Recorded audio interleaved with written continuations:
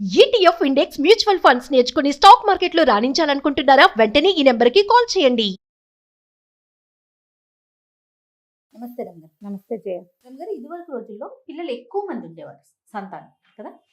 కానీ ఇవాళ రేపు చూసుకుంటుంటే ఒకరు ఇద్దరు, మూడు కూడా లేదు, రెండు, ఆ రెండు కూడా ఒకటికి పడిపోయింది. కానీ ఇదివరకు ఇంత కష్టం ఉండేది కాదేమో పిల్లల పెంపకం. ఇప్పుడు చూడండి, చాలా టఫ్ టాస్క్ అయిపోయింది.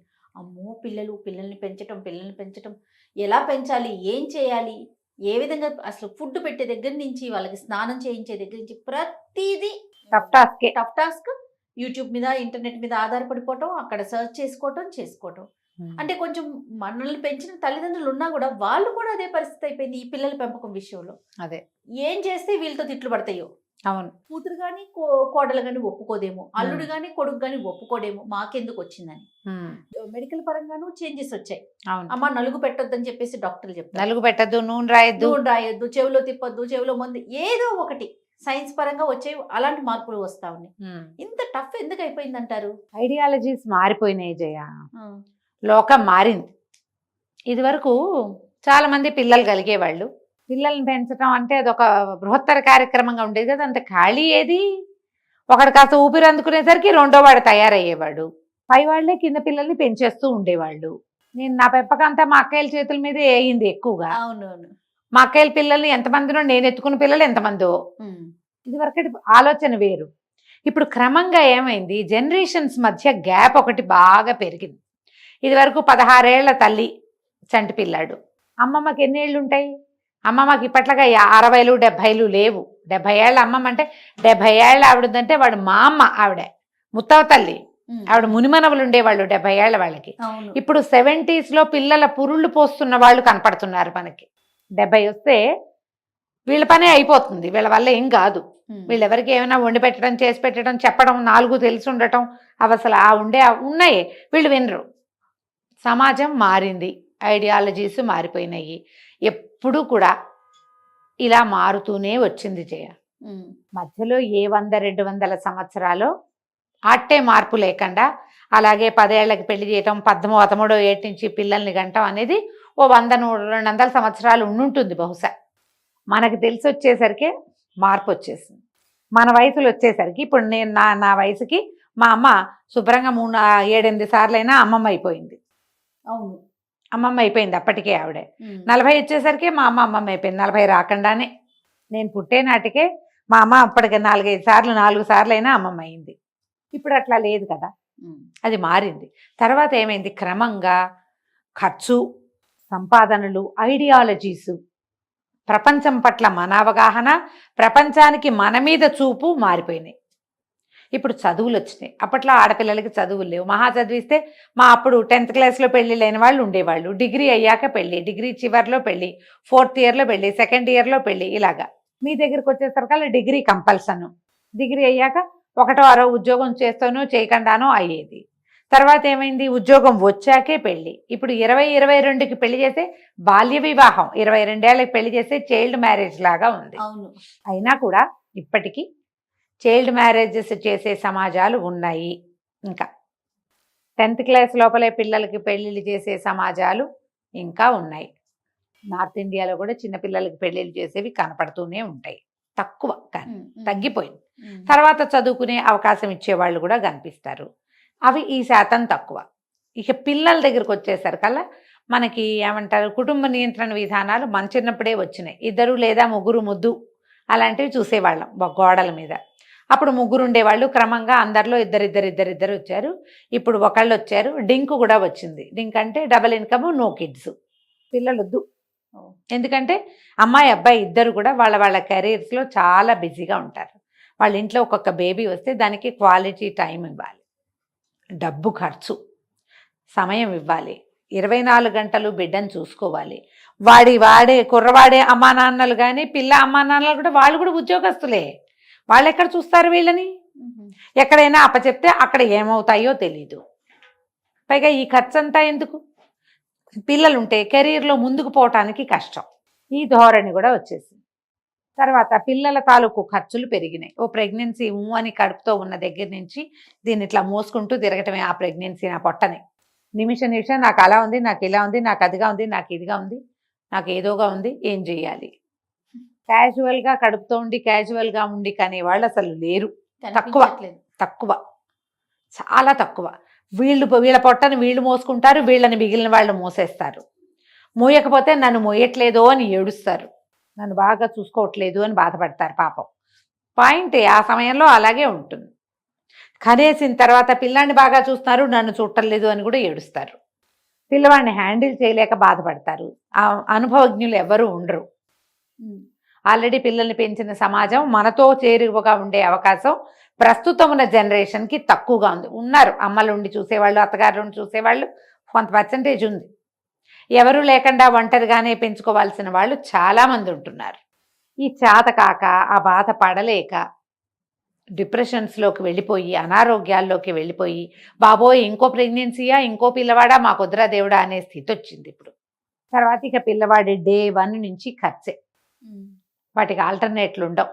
పిల్లల మందులు, పిల్లల పీడియాట్రిషియన్ ఫీజులు, పిల్లల డైపర్లు, పిల్లల బట్టలు, పిల్లలకి వేసే పక్కలు, పిల్లలకి వేసే చొక్కాలు, పిల్లల్ని పెట్టే డే కేరు, పిల్లలకి ఇచ్చే పాలు, బేబీ ఫుడ్.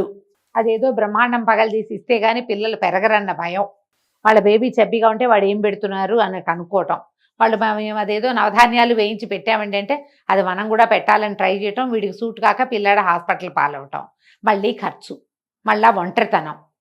ఇప్పుడున్న సమాజం లోన్లీనెస్ తోటే పిల్లల్ని పెంచలేకపోతున్నారు. ఇదివరకు లోన్లీనెస్ లేదు. ఇప్పుడు కూడా లోన్లీగా లేని వాళ్ళు కొంతమంది ఉంటున్నారు. వాళ్ళకి సమాజం ఉంటుంది, వాళ్ళ చుట్టుపక్కల సమర్థవంతంగా చేయగలుగుతున్నారు. కానీ చెయ్యలేని సమాజం పెరిగింది. ఎవరికి వాళ్ళు దీన్ని ఆలోచించుకోవాలమ్మా. ఇది సమాజపు సమస్య కాదు, ఇండివిజువల్ ప్రాబ్లము. ఒకళ్ళిద్దరు పిల్లల్ని వెంట వెంటనే ఒక 3 ఏళ్ల గ్యాప్లోనో, 2 ఏళ్ల గ్యాప్లోనో, 5 ఏళ్ల గ్యాప్లోనో హ్యాపీగా కనేసే సమాజం ఎంత ఉందో, మా వల్ల కాదు దేవుడా అనే సమాజం అంతకంటే ఎక్కువే ఉంది. పెంచలేకపోతున్నారు. అక్కడి నుంచి ఇప్పుడు జనరేషన్ గ్యాప్స్.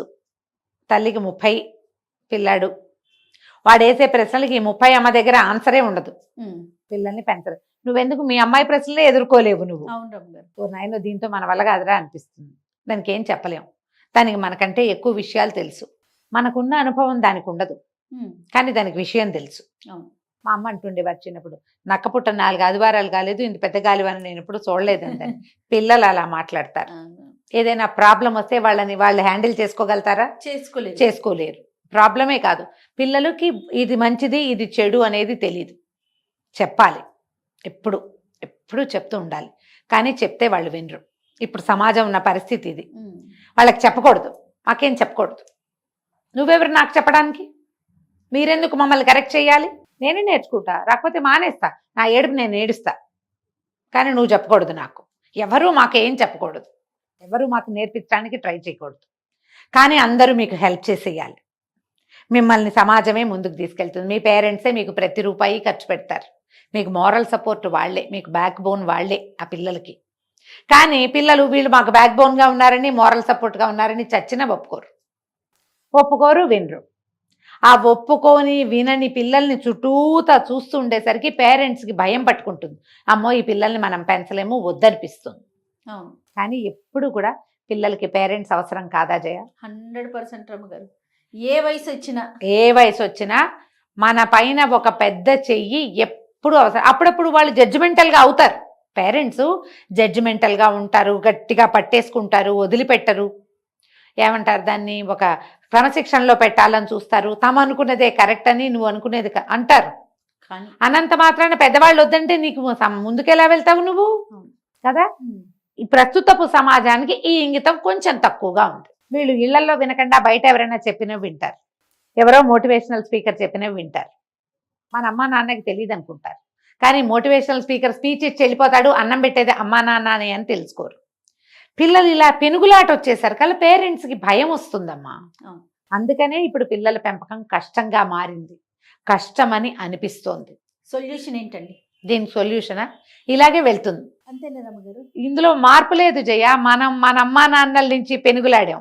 అప్పటి పెనుగులాట ఏంటంటే కన్జర్వేటివ్ పెనుగులాట. మీరు అర్థం చేసుకోండి ఈ మాట. దీనికి సొల్యూషన్ ఎవ్వరు ఇవ్వరు. కాలం నడిచి వెళ్ళిపోతూ ఉంటుంది. మన అమ్మా నాన్నల నుంచి 20-24 వచ్చాక సెపరేట్ అయ్యాం. మన పిల్లలు, ఇప్పుడు నా పిల్లలు 20, 15, 16 వచ్చాక సెపరేట్ అయ్యారు. తర్వాత తరం పిల్లలు ఇప్పుడు మీ పిల్ల 15K సపరేట్ అయిపోతారు. నీది నీ చాయిస్ ఉండదు, నీ టేస్ట్ ఉండదు, నీ ఐడియాలజీ ఉండదు, అన్ని వాళ్ళు ఇంటర్నెట్లో చూసేసుకుంటారు. చాట్ జెమినీ ఉంది, చాట్ జీపీటీ ఉంది, ఇండివిజువాలిటీ ఎక్కువైపోతుంది. అలాగని వీళ్ళకి సపోర్ట్ వద్దు అని కాదు, ఎప్పుడూ అమ్మా నాన్న సపోర్టివ్గానే ఉండాలి పిల్లలకి. వాళ్ళల్లో విపరీతపు పోకడలు వచ్చినప్పుడు లాగి పట్టుకుంటూ ఉండాలి. విపరీత ధోరణి వస్తుంది కదా, ఖచ్చితంగా వస్తాయి. ఎందుకంటే చుట్టుపక్కల ఉన్న దాన్ని చూసి వీళ్ళకు ఉన్నా లేకపోయినా పక్కన దాన్ని చూసి వస్తారు, వీళ్ళకే సొంత ఐడియాలు వస్తాయి. కానీ ఈ సిచ్యువేషన్లో నేనుంటే ఏం చేస్తాను అని ఎవ్వరూ ఆలోచించుకోరు. మనం కూడా మన చిన్నప్పుడు ఆలోచించలా. మన నాడు కూడా ఇంటర్ కాస్ట్ మ్యారేజ్లు ఉన్నాయి, ఇంటర్ రిలీజియస్ మ్యారేజెస్ ఉన్నాయి, తక్కువ ఉన్నాయి. డివోర్స్ తక్కువ నానాడు. ఇప్పుడు ఇంటర్ రిలీజియస్, ఇంటర్ కాస్ట్, ఖండాంతరాలు కూడా దాటేసినాయి పెళ్ళిళ్ళు. డివోర్స్ కూడా అదే లెవెల్లో వచ్చేసినాయి. క్యాజువల్ అయిపోయింది అమ్మగారు. క్యాజువల్ అయిపోయింది. ఎంత క్యాజువల్ అయిపోయిందో డివోర్స్ కూడా అంతే క్యాజువల్. అలాగని ఈ పెళ్లిని క్యాజువల్ గా ఎక్కడ తీసుకున్నారు, ఎన్ని ఖర్చులు పెడతారు, ఎంత వేషం వేస్తారు, అవన్నీ చేస్తారు. ట్రెడిషన్స్ మీద అన్ని ఫోటోలు తీసుకోవడానికి అవన్నీ కావాలి. ఎప్పుడు కూడా దీనికి సమాధానం దొరకదు. పిల్లలు కొంత అర్థం చేసుకోవాలి, పేరెంట్స్ కొంత మారాలి, మనం కొంచెం చేతులు విడిచిపెట్టాలి, అవసరమైనప్పుడు పట్టుకోవాలి. అది వాళ్ళకి అవసరమైనా మనకు అవసరం అనిపించినా కూడా. పిల్లలు ఏమనుకుంటారంటే నాకు అవసరమైనప్పుడు నువ్వు చెయ్యి ఇవ్వు, లేనప్పుడు నీ కంట్రోల్ నా మీద ఉండటానికి వీల్లేదు. ఇది పొరపాటు. ఆ మాట మనం పిల్లలకి హార్ష్ వేలో కాదు, బట్ వాళ్ళకి చెప్పాలి. నాకు నా బేబీ అవసరం ఎంతుందో, పిల్లల అవసరం ఎంతుందో నీకు పేరెంట్ అవసరం తప్పకుండా ఉంటుంది. నువ్వు లోన్లీగా ఉన్నప్పుడైనా నేను అవసరపడతాను. నువ్వు ఏనాడు నా మాట వినవు. నీకు లోగా ఉండే సమయం రావచ్చు, నీకు డిప్రెషన్ రావచ్చు, అనారోగ్యం రావచ్చు, యాక్సిడెంట్ కావచ్చు, ఏదైనా కావచ్చు. నీకే సంతోషంగా ఉన్నప్పుడు అయ్యో నాతో ఎవరు లేరే అనిపించవచ్చు. నువ్వు హాయిగా ఉన్నప్పుడు కూడా నీకు నేను కావాల్సి వస్తా. ఈ పర్టికులర్ టైమ్స్లో నీకు కావాల్సినప్పుడు ప్రత్యక్షమై మాయమైపోవడానికి దేవుళ్ళు కాదు వెనకాల ఉండేవాళ్ళు, వాళ్ళు కూడా మనుషులే. అమ్మా నాన్న కూడా మనుషులే కదా. పిల్లలకి అది అర్థం కావాలి. పేరెంట్స్కి కూడా వీళ్ళు మనం ఆడుకోవడానికి చేసుకున్న బొమ్మలు కాదు, వీళ్ళు మనుషులు. వాళ్ళ ఐడియాలజీ వాళ్ళకు ఉంటుంది, వాళ్ళ రకంగా వాళ్ళని వెళ్ళనివ్వాలి. ఆసరాగా ఉండు, పట్టుకో, పగ్గాలన్నీ వేసి లాగేసుకోవద్దు, కానీ జారి పడిపోకుండా కొంచెం పట్టు ఉండాలి. ఈ అవగాహనతో వెళ్ళిన నాళ్ళు ఇంకా పిల్లల్ని మనం పెంచగలుగుతాం. పేరెంటింగ్ అనేది అంత టఫ్ టాస్క్ కాదు. మనం ప్రపంచాన్ని చూసి బెదిరిపోకూడదు. మనము మన నాన్నని గురించి ఆలోచించుకుని మన పేరెంట్స్ తోటి మనం చేసిన పొరపాట్లు, మన రిలేషన్లో ఉన్న గుడ్స్ అండ్ ఫ్లాస్ ఉంటాయి కదా, కొన్ని మంచివి కొన్ని చెడువి, అవి ఇక్కడ ప్రతిబింబించకుండా కొంచెం జాగ్రత్త పడితే అన్ని సమాజంలో పిల్లలంతా కూడా మన పిల్లల్లాగానేనమ్మా, అమ్మ నాన్న మనలాగానే. అంతేగా, వాళ్ళేమి దిగొచ్చేయలేదు, మనమేమీ దిగిపోలేదు, అందరం ఒకలాగానే వెళ్తాం. కొంచెం ముందు వెనక ఒక్కొక్కళ్ళు బాగా ఫార్వర్డ్గా ఉంటారు, వాళ్ళు చూసిన సమాజాన్ని బట్టి.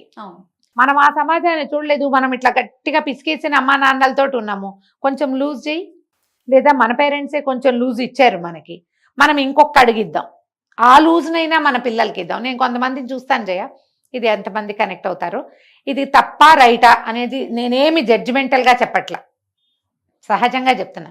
లవ్ మ్యారేజ్ చేసుకున్న పేరెంట్స్, అమ్మా నాన్నల ఒప్పుదల లేకుండా వెళ్ళి పెళ్లి చేసుకున్న వాళ్ళు కూడా తమ పిల్లలకి లవ్ మ్యారేజ్లు చేయడానికి ఇష్టపడరు. పిల్లల పెళ్ళిళ్ళు తమ కంట్రోల్లో ఉండాలనుకుంటారు. నిజం.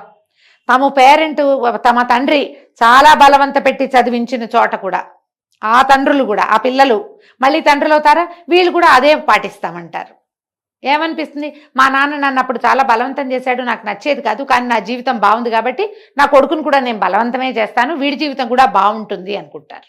నువ్వు హర్ట్ అయిన సంగతి చెప్తావు, పిల్లాడు నువ్వు నన్నెందుకు హర్ట్ చేస్తున్నావు అని అడుగుతాడు నిన్ను. అంటే తన కథ సుఖాంతమైంది కదా కాబట్టి అని అనుకుంటా. కానీ వీడు ఈ బలవంతాన్నే ఫీల్ అవుతున్నాడు అనుకో. వీడి కథ సుఖాంతం కాకపోవచ్చు. సమాజం అప్పట్లాగానే నీలాగానే కన్సర్వేటివ్గా నీ పిల్లలు ఉండొచ్చు, ఉండకపోవచ్చు. ఇందులో మళ్ళీ వైస్ వర్సా ఇంకో రకం ఉంది. నేను చాలా కష్టపడ్డాను కాబట్టి నా పిల్లల్ని హాయిగా ఉంచాలని, పిల్లల మీద ఏ కంట్రోలు లేకుండా, ఏ మంచి మాట చెప్పకుండా, జడ్జిమెంటల్గా ఉండద్దు నువ్వు. కనీసం ఒరే వాటి this is good, this is bad అని చెప్పకుండా, డబ్బు ఖర్చు దగ్గర ఆలోచన చేయకుండా, వాడు ఏ గంతు వేస్తానంటే ఆ గంతు వేయిస్తే తర్వాత ఏ గంతు వేయటానికి ఏమీ ఉండకపోవచ్చు. ఇది ప్రతి వాళ్ళకి ఇలాగే జరుగుతుందని కాదు, అందరికీ ఇలాగే ఏం జరగకపోవచ్చు. ఫ్రీడమ్ వదిలిపెట్టినా పిల్లాడు అత్యద్భుతంగా అబ్దుల్ కలాం అయిపోవచ్చు, మనం చెప్పలేం. ఎప్పుడు చూసి వెళ్ళాలి. నీ అనుభవం నీకు ప్లస్ అవ్వాలి కానీ మైనస్ అవ్వకూడదు. అనుభవాల్ని ప్లస్ చేసుకోండి పేరెంట్స్. పిల్లలు తెలుసుకోవాల్సింది ప్రధానమైనది ఏంటంటే మన పేరెంట్స్ మన శత్రువులు కాదు. వాళ్ళు ఎప్పటికీ మనమే కావాలి. వాళ్ళకి పేరెంట్స్కి మనమే, పిల్లలే కావాలి. దాంతోపాటు వాళ్ళ కెరీర్ కావాలని వాళ్ళు అనుకోవచ్చు. నువ్వు నీ ఫ్రీడమ్ కావాలనుకుంటున్నావు కదా, వాళ్ళు కెరీర్ కోసం చూడొచ్చు, దేనికైనా చూస్తూ ఉండొచ్చు. సాచివేతగా వెళ్తే పెంపకం కష్టం కాదు, పేరెంటింగ్ కష్టం కాదు. రైట్. ఆ మాత్రం తప్పు అన్ని చోట్ల ఉంటుంది. పిల్లలకంటే ఈజీ కాదు కదా, మొయ్యాలిగా ఇదంతా. ఆలోచించండి. డెఫినెట్గా రమ్మగారు. నమస్తే. నమస్తే జీ.